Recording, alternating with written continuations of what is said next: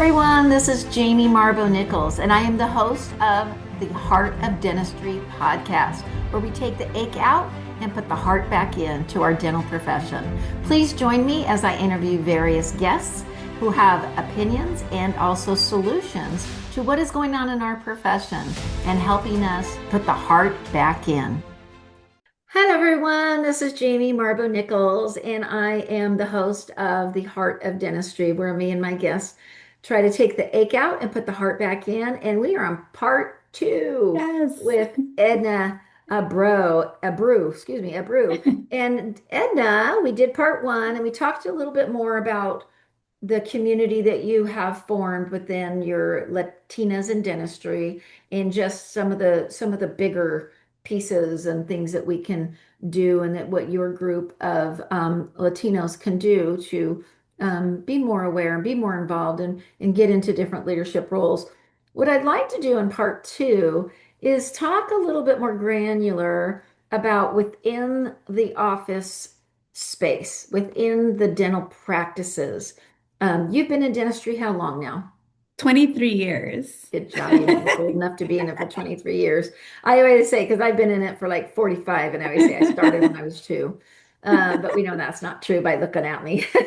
No, you look Anyways, good. you are kind of carrying the flagship, and I'm proud of you for Thank you. Latinos in dentistry of all kinds. But your organization is focusing primarily on Latino women in dentistry. Mhm. And what I kind of want to talk about is we've got all this stuff going on out there, and we're going to put the politics over here.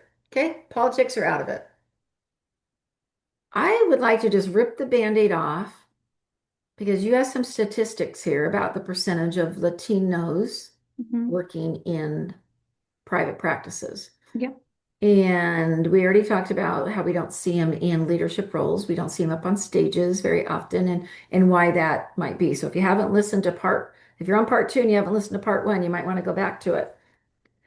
But let's rip off the Band-Aid and let's talk about, there's so much going on, targeted, of course, towards our Latinos and our Latinas with the immigration stuff going on. So this isn't about that. Mhm. So I want to make sure everyone knows this is not a politically fueled conversation. Mhm. But because of that, it's making a lot of people really uncomfortable in talking about how our team members might be feeling that Yeah. are maybe Latino, Latina, and even maybe some of the other crisis and dilemmas that are going on with religion Yeah. in the world and things like Mhm. that. But let's stick to the Latino, and because that's what you are. And I want you to kind of give our listeners some ideas and thoughts. What's going on? Tell me what Yeah. you guys are talking about on your Yeah. group. So let's Yeah. kind of just rip the Band-Aid off and let's talk about what's going on. And I'm going to kind of play the devil's advocate. This doesn't mean that I'm the one thinking this, but these are the things I hear too from people that Sure. look like me. So Yeah. I might be playing the devil's advocate here on some of these scenarios, okay? Yeah. Yeah. No, I thank you for bringing this up. I think, in all fairness, I love that you kind of put the politics apart from all of this because it's no longer political.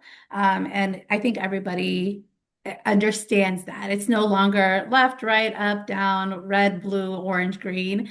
It's really what's actually happening. And we're not blind to it because our community has seen we've seen legal deportation of illegal immigrants. And we've also seen US citizens that have brown skin and dark hair getting detained and questioned also. So it's no longer the question, are you illegal, legal, or what it is. Because right now it's simple profiling. And as Profiling. if Mhm. people don't want to say that word, it's true because if it weren't true, then if it weren't profiling, then US citizens that are Latinos or Hispanic would not be getting stopped and questioned. We Mhm. would be able to walk down the street without having to carry our passports, our naturalization certificates. I actually do carry my US citizen certificate in my car, my passport, a copy of my passport, and my ID. and I don't have an accent, and I'm a US citizen, but it doesn't matter anymore. That's not happening anymore. So now the conversation, I've seen a post. I want to talk about this because I saw a post on Facebook where somebody did was trying to help the dental community, just saying, "Hey, this is how you protect your team from ICE. Like these are the things that ICE is allowed to do." Um, these are their kind of boundaries. And as a business owner or a CEO, practice owner, these are the things that you have to let them do and the things that they are not allowed to do, right? They can't, there are certain things that they can and can't do based on state laws. Um, and one of the comments that were made cracked me up a little bit, stung, but I thought it was funny because ignorance, So, is so there. let's just, Yeah, can I, a time of out really course. quick? Yes, please. So the person that did the post on what is illegal and what's legal for ICE to do or not do within your practice walls, like coming into your practice, Into your business. Yeah, that into that your business. that post was, you felt good about that post, right? Like Absolutely. it was Absolutely. made out of love, care, and concern and Yes. in knowledge And base. knowledge. Yes. It was Okay, just so the now you're intention. Yeah, okay. the So intention so was it's positive very for good sure. intentions. Okay. Very good. Yeah, And it was so delivered now very you're well. going to tell us what some of the comments to that, Yeah. because people don't know how to maybe necessarily Yeah. take the political side out of the emotion side and the fact side. Yes, yes, yes. So Okay. the post, it was done in a dental community for goodness. I think this person was like, "Hey, guys, we have a lot of Latino patients. We have a lot of us. This is just a big community group. We have dental team members that are Hispanic Latinos. I think their brain was at a good place, and this is just information they wanted to put out there to the dental community."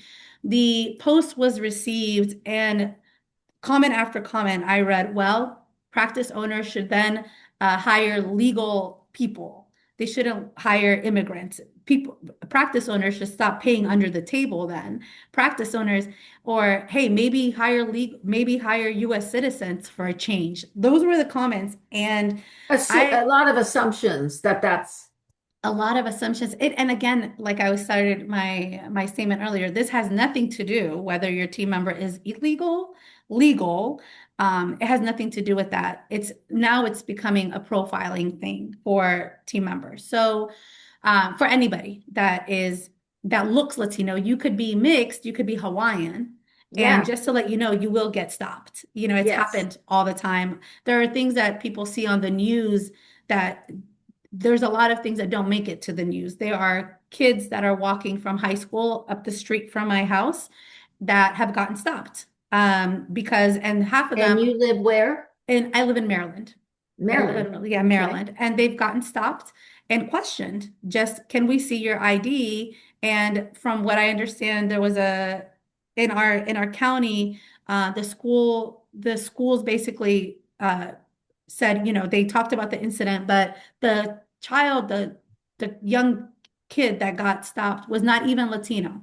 They were mixed brown, they were mixed black and white. So they Mhm. just looked Spanish. They just looked I'm it. going to interject here because I had a conversation with a female dentist not too long ago, and she had freckles and Mhm. she had lighter skin, and she said that a lot of times people think she's a mix of, Yeah, this or this, yeah. and I said, well, this is just me because this is Jamie, and I said, well, I think you're mostly black. She goes, I'm all black. And I said, well, your freckles. And I just, because we could have that conversation and we both Yeah, laughed. She was bawling. She's like, but I think this is a not to make light of what you're talking about. It's very, very valid and it's right. very scary. Yeah. Another just added thing to what you're saying is I have a daughter who is it's not high school, but an elementary high school teacher for sixth graders. Mm, And when this all was really first starting last year, she had many Hispanic students come up to her mm. saying that they were worried. Yes. Um, whether their parents were legal, not legal, whatever, they were just worried. And Yeah. so she went to the internet and she printed off the rules, kind of like what this person did in Yes. dentistry, Yeah. just printed off the rules and said, take this home to your family. Please don't be worried. Here's the rules. These are the laws. Yes. They're supposed to abide by these laws. and she got reprimanded by her principal that Huh. she was not allowed to print off what's on out on the internet. She was not allowed to do that as a teacher and hand that out. Very interesting. I mean, I feel like so in to tie it into dentistry, honestly, to me, one cool I know the person that posted that in the community group, and kudos to them for not being scared to try to help us because the elephant is the in the room is that in fact this is happening. It's true. You see it on the news all the time. Some people are even directly affected by it. Now, when we talked about the stats, when we said 40 to 60 to 70% of offices have 1 to 5 Latinos or Hispanics working in a dental space. That means that you have team members in your offices currently that are being profiled by what's happening outside. Whether we want to say yes, it's happening or not, it's a thing. They can be. Let me say they can be profiled, not they are that they are. They can be. Some of your team members in your dental offices have family members that are being detained by ICE or that are in the space or are in the I don't know, in the space of uh, having to go through the immigration process. Some team members were former immigrants like me and are triggered by everything that we see on the news because once upon a time we were also in this space. We have team members that have husbands or aunts, parents that are going back to their countries because they're scared. You have team members that have had spouses deported and have gone from having two incomes to one. And the expectation is for these team members to show up every single day at your office and do the amount of work that they do all the time, expected to show up at 100% while they're going through this emotional and mental trauma. And so my question I've asked my time and time again is, what have we done about that? Have we had those conversations? Um, have you guys ever stopped and said, hey, guys, like I know Yeah. what's happening out there. Look, like I love all of you. This is a safe space for you guys at any time. If you want to talk about anything or if it's affecting you, my office doors are open for you and let's So I talk. think I'm gonna Yeah. pause here again really quick. This is so important Mm-hmm. on two different levels. So I'm Edna and I work in the office. I'm not the practice owner. And I am going through some of these things that you mentioned. Now we're talking even about depression. We're talking about mental health and Yep. and wellness, my other near and dear topic to my heart. So now we're dealing with that happening to them too, and them expecting to perform a certain way and not even thinking it's affecting them. Because I'm going to guess some of the Latinas or Latinos are Mm, afraid to bring up what's happening in their a personal hundred life percent. A because they hundred might percent. know some people are blunt about their feelings about Mm-hmm. politics and they're blunt about it. And so they don't feel like it's a safe place, Yep. Yep. right? A hundred And percent. even if you think it's a safe place that you look like me and you're the practice owner or you're the practice manager and you think it's a safe place, I would never want Edna to feel uncomfortable. I've never said anything to make Yeah. Edna feel uncomfortable. So I'm Edna uncomfortable and I don't feel like it's a safe place. What is the advice you would first give to the Latinos of the office Yeah. that they should be able to do to bring this talk? Because we have to talk about it. Agree. Okay. Agree. And then let's Yeah. talk about if you don't feel like it's a safe place, what's another ulterior alternative to bringing this up? Yeah, to add to what you were saying, a lot of Latinos and Latinas in the dental space are in any space are not saying anything because they don't want to be judged also. Hmm. So that's I also a big bet. one. So if I am it's hard to say for me to say, you should probably be able to talk to your doctor about it, like your boss or your office manager, and say, "Hey, I'm going mentally and emotionally, I'm going through this hard time based on everything that's happening in the community, and I have fear driving to work. I have fear walking to to a restaurant now. I'm I scared have coming. fear of my kids walking home from I school have safely while I'm fear. working. Yeah, I don't know when I'm gonna get a weird phone call. I'm, how about the ones that are like, I'm scared and I don't know what to do. Like, I'm Yeah. scared, I don't know what to do. So I think for the suggestion would always be to find, hopefully, I always feel like dental offices are more like family oriented, especially teams. I've been part of amazing offices that have amazing culture, and so I'm hoping that we could find somebody within our space and say, hey, I'm scared. And then that person could hopefully advocate for this particular team member and say, hey, doc, I think it's something we need to talk about. Mhm. And put that into the owner's ear so we can have conversations. This I don't think this is a choice to have a conversation. I think it's something that we have to have. I agree. Like I think about the amount of fear I feel and I look like me. Mhm. And I know that there's been people that look like me that are trying to stand up and are trying to help Yeah, speak up, yeah, and have been condemned and harmed and whatever. And I think everybody wants us to be a safe place and everybody wants us to feel welcomed in our four walls of where we are with the yes, people more than we are with the people at home. yes, yeah, But we have to have these courageous and crucial we conversations no matter do. what line you're on. Absolutely. It's not a matter of if anymore, it's a matter of now and Yeah. when. And if not me as a business owner that looks like me, Jamie, um, and it's not necessarily because Edna, you have the strength and this tenacity. There are people out there, like you mentioned, that are living in fear and stuff like that, and they don't have the guts to bring it up. But I would say, from my perspective, you've got to start the conversation somewhere. And if it's Yes. Yeah. one-on-one in the office in privacy, there's little things we can do. I had Jessica Gore and Brandon Hill on as some of my first guests for season 3 on cultural diversity. They talked about having some celebrations and maybe bringing in some of your favorite meals as a child or things Yes. that you make that are traditions within your home and Yes. sharing it with the team and talking about your fond memories from your grandma making it or Yeah. whoever it might be. I mean, there's little things you can do that can slowly start as a Yeah. business owner and an office manager to slowly start making everybody feel inclusive. Absolutely. Yeah. And it really comes back. If you trust your team members with a key to your office and you trust them to enter thousands of dollars of checks and you trust them with your patients on a daily basis, you should be taking care of the people you trust. Yeah. And so I think that's something that I don't know. I think uncomfortability is a real thing, but we also own it as leaders and owners and practice. I don't know, as practice advocates, we have a huge responsibility that comes with leadership, and that's protecting our Mhm. team and making them feel safe. So I think the conversation is no longer if we should have the conversation, it's how.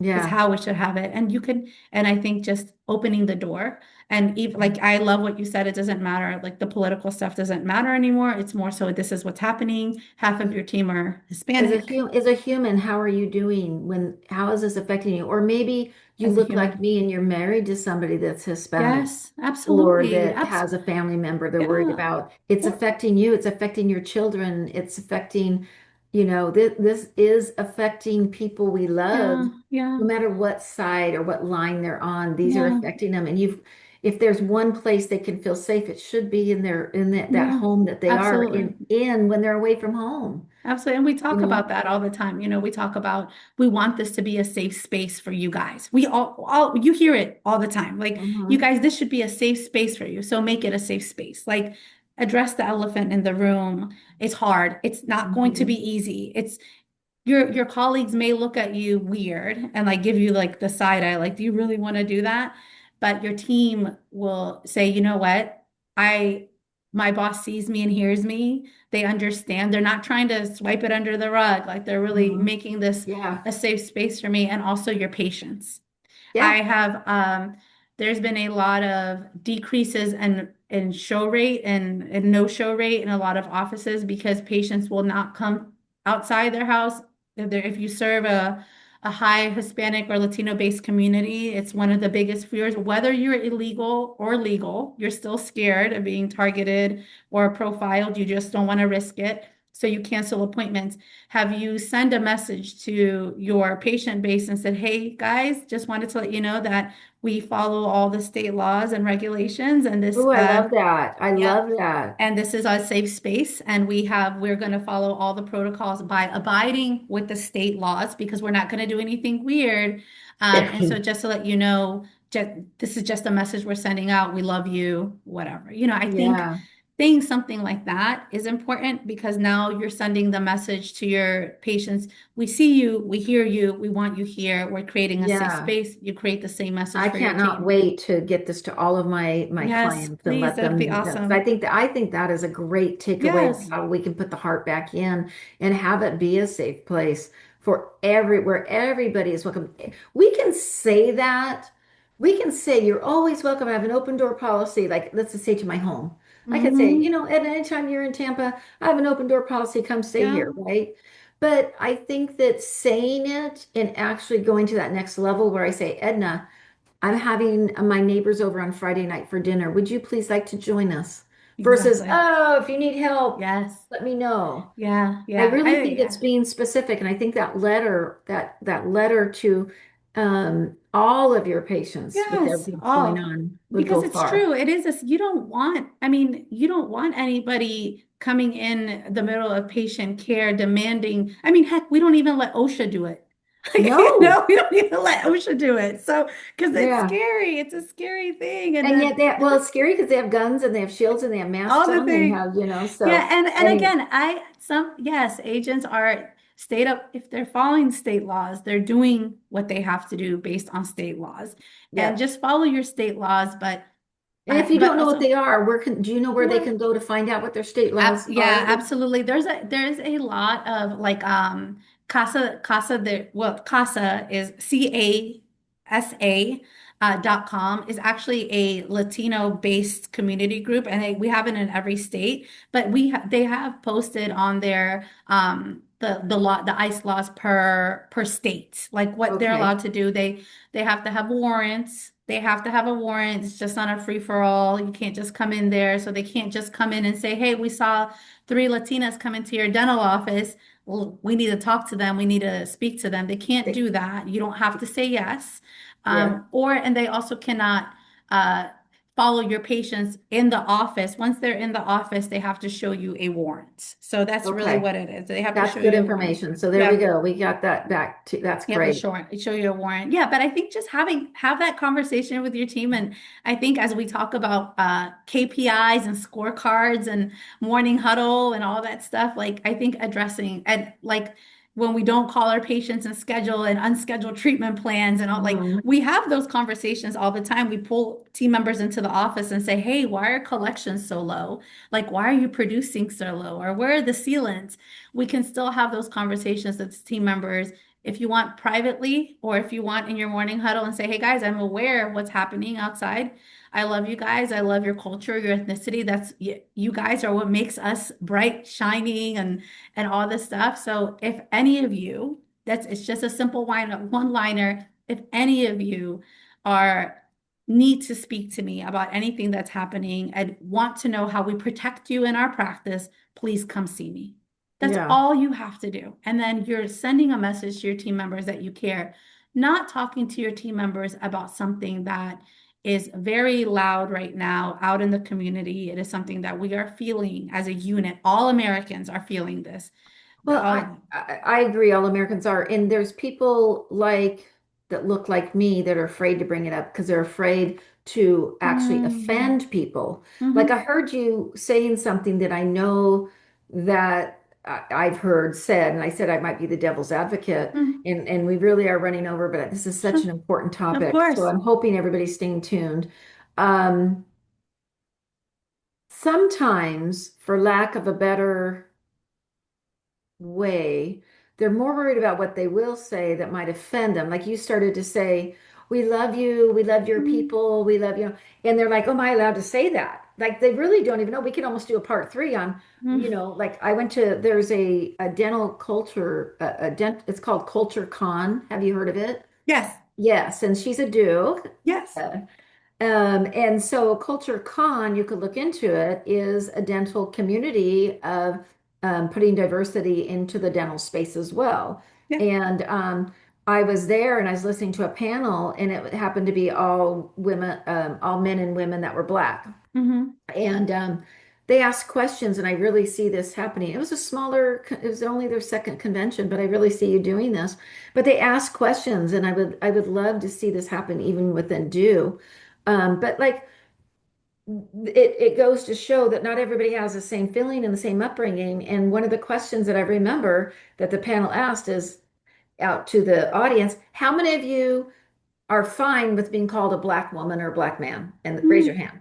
How many of you would rather be referred to as an African. African American Black, African Hmm. American man or woman? And it was divided.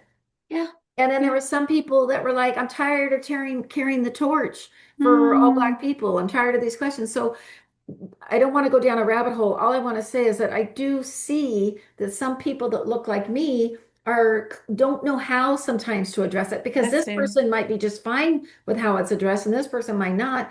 But I think that's how you get started, Yeah. is asking, Yeah. what would you prefer if there's 1 to 5 of you? What's something that all of us that don't look like Edna's in our Yeah. office, But what's you would something that we be, could all do yeah. that would, so I think just getting those Yeah. conversations Yeah. going Yes. and fumbling and bumbling a little bit, but everybody going, I've got grace for you. Yeah. I want you to ask me the questions.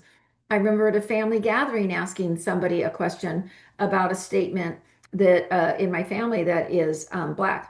And she was offended, and the other family Black member said, if she can't come to our family and ask these questions, where else can she go? Agree. Yeah, So absolutely. I Yeah. do know that there's some sensitivity, oversensitivity from the people of color too, and it Yeah. makes us that look like me maybe a little bit more defensive. And I think Yeah. that's another topic I can have you back on. And Yeah. I think what I'm probably going to do sometime in the next 3 months is I'm probably going to do a round table of some sort Yes, that would be and try to get awesome. about 4 or 5 different diversity Yeah. groups, Yeah. Of not course. just cultural diversity, but also, religious Uh, diversity, and have a round table discussion That would and be record it and awesome. put it out there. Yeah, no, that would be awesome. And I feel like that's really good feedback that you gave. We love our teams. We do. And so you can even take, we can just take, we love you guys, all of you here at the office.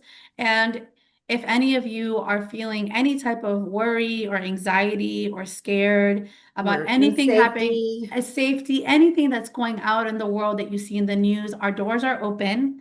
Come and talk to us directly, and we can give you information on how you're protected here when you're here in this space. Because I'll be honest with you, Jamie, we just said that 3% of less than 1% of or 3% of Latino women are in leadership positions. Our team members that are in leadership positions, like office managers or operation managers that are not Latino, but maybe white women, are also scared. They're yeah, scared. How can I have had a conversation with an office manager that she said half of my team or most of them are Latinos. How can I protect them if ICE comes in here? Edna, I'm scared. yeah.